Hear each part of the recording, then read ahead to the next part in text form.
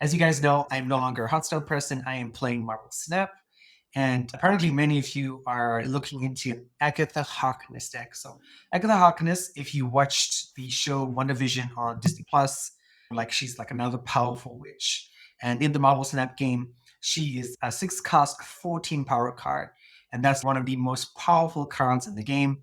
There's another card called Oka, which is 6 cost 16. There's Thanos, of course, which becomes 6 cost 20 power after the Infinity Stones.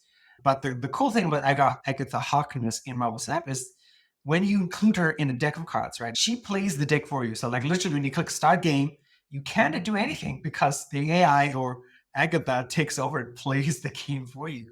So it's also one of the really cool decks because some people play against it. Oh man, this is interesting. This looks like fun. It's one of the cards, if you're lucky enough, you could get really early. If you're watching the video, you should see this deck right next to me, right? It is a deck by someone named Hamok. Hamok is one of the more famous high-ranked Marvel Snap players in the world. And this deck has a 59% win rate.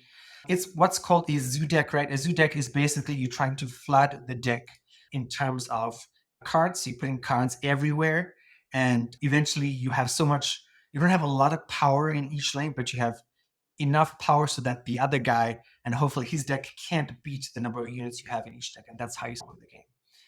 But yeah, no, this is definitely an easy deck to get. There are not a lot of very complicated cards. The one thing I will say is Jeff. Jeff is a shark in Marvel Snap, which is, it might sound a little bit weird. Like, why is there a shark in Marvel Snap? And apparently he has his own comic book and stuff, and he's a shark. But anyway, this card is really hard to get. If you don't have Jeff, I would change it with one of the other sort of more cards that have a lot of utility in the game. But everything else should be very doable for most of you.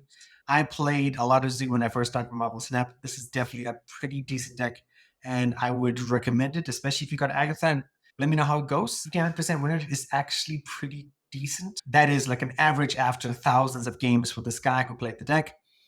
It's something that's, yeah, it's definitely doable. There are lots of cards. If you are playing it, let me know down in the comments.